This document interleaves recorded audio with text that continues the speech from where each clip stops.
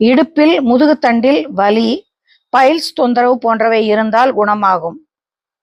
ரொம்ப முக்கியமான விஷயம். ரொம்ப அதிர்ஷ்டம் வரக்கூடிய நேரம் புதையல் யோகம் கிட்டும். திடீர் அதிர்ஷ்டம், அனாமதேய சொத்துக்கள் கைவந்து சேர்தல் போன்றவை நடக்கும்.